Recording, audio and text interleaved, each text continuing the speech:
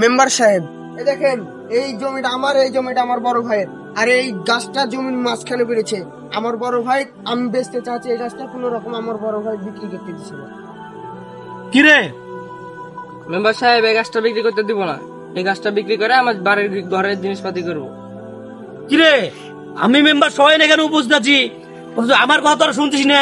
তোরা এই গাছ নিয়ে কামড়া কামড়ি করছিস, আবার বলছিস কেস মামলা করবি। তাহলে আমাকে আর কি দরকার ছিল তোদের? আমাকে ডেকেছিস তোরা এখানে? যা কেস মামলা করগা।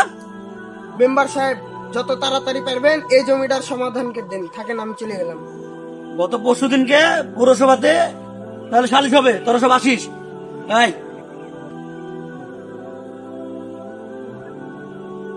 বহুদিন পর বিশাল একটা টাকা খাওয়ার লাইন পেয়েছি। তুই বড় ভাইকে বলবি 20,000 টাকা নিবি, আর তুই ছোট ভাই বলবি 10,000 টাকা নিবি। একটা অফারও আছে মনে তোদের জন্য, তোকে দেবো 2,000, তোকে দেবো 2,000।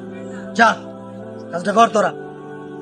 তুই আমারে 20,000 টাকা দে, বিচারের দিন তোর সমাধান আমি করে দেবো। দেখি বিচারের দিন কি হয়। আমাকে 10,000 দিস, আমি তোর দিক বিচারটা করে দিব। কি মেম্বার সাহেব আমার থেকে টাকা খাবে? আমাদের ভাই ভাই ঝামেলা, আমরা ভাই ভাই ঠিক করে নিব। ভাই, কি হয়েছে বল। সেদিনকে মেম্বারকে ডাকলাম না গাছের জন্য, মেম্বার আমার থেকে 10,000 টাকা চাইছে। কি তোর কাছে 20,000 টাকা চাইছে? মেম্বার তো আমার ঠিক 20,000 টাকা চাইছে। বুঝতে পেরেছে ভাইয়া, গাছটার দামই তো 30,000 টাকা। তোমার থেকে নিবে 20,000 টাকা, আর আমার থেকে নিবে 10,000 টাকা। পুরা গাছটাই তো ওরা নিয়ে চলে গেছে। বুঝতে পেরেছিস? আমাদের নিজের ভিতরে ঝামেলা হয়েছে, পর মানুষ এসে গাছটা নিয়ে চলে যাচ্ছে। এই কেমন বিচার? এর লেগে নিজেদের ভিতরে ঝামেলা হলে পর মানুষকে রাখতে হয় না।